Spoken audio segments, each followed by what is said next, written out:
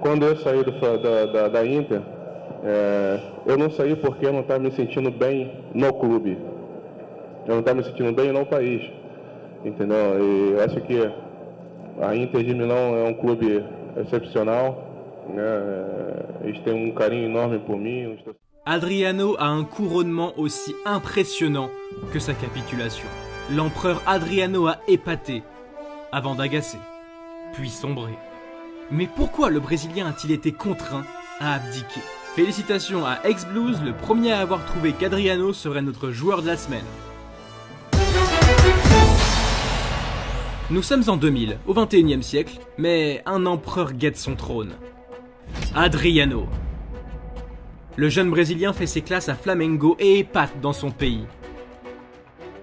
L'Inter Milan flaire le coup et l'achète après une saison en professionnel.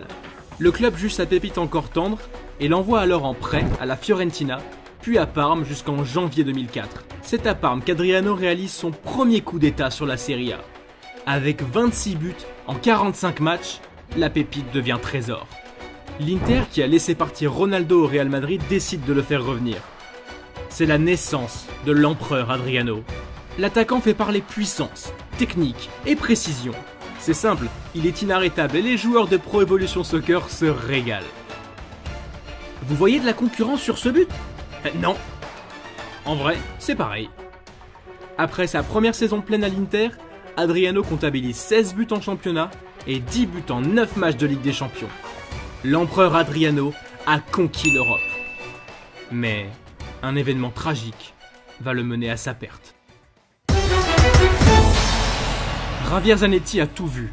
Le couronnement, puis le renoncement. Il venait des favelas. Ça me faisait un peu peur car j'ai vu à quel point la vie est dangereuse là-bas. Quand on devient riche en partant de rien, tout devient piégeux.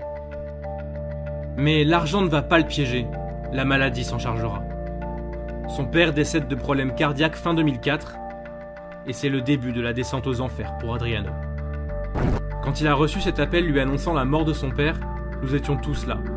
Adriano a raccroché et s'est mis à hurler d'une façon que personne ne peut imaginer. J'en tremble encore aujourd'hui. Après ce coup de téléphone, plus rien n'a été pareil. Adriano continue de jouer, de marquer, mais il sombre simultanément. La dépression l'attaque, l'alcool et la fête deviennent ses nouveaux compagnons. La saison 2005-2006 est compliquée, la suivante est pire encore. Son problème avec l'alcool devient flagrant.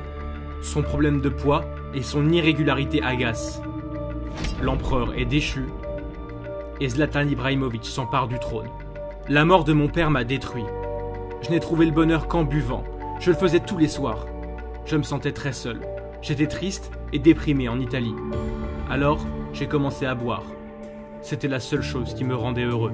L'aventure milanaise se termine tristement pour Adriano. Il quitte l'Inter en 2009. Veja bem, não é que eu ia parar de jogar futebol. Deu tempo, né, para descansar pouquinho, para retomar a minha vida. Eu hoje estou muito feliz, né? Eu consegui conquistar essa felicidade muito rápida, né? Porque eu fiquei perto dos meus amigos, perto da minha família, perto dos meus filhos. Après quelques jours sans donner signe de vie, il retourne dans son premier club, Flamengo. Chez lui, au Brésil, Adriano espère une renaissance. Le rouge du club carioca peut-il lui redonner l'envie de vaincre? Oui. Il marque 23 buts en 37 matchs. Alors, il retente sa chance en Europe. Adriano a retrouvé le plus haut niveau après avoir connu l'échec.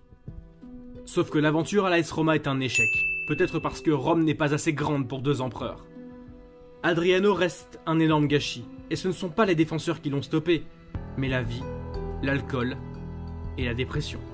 Ne partez pas tout de suite, on vous donne plus d'infos sur les 3 indices. Le premier indice fait référence à un club qui a plusieurs fois gagné la Ligue des Champions. Le deuxième, c'est la couleur principale du maillot de ce club. Enfin, le troisième, c'est la trajectoire qu'a connue cette équipe.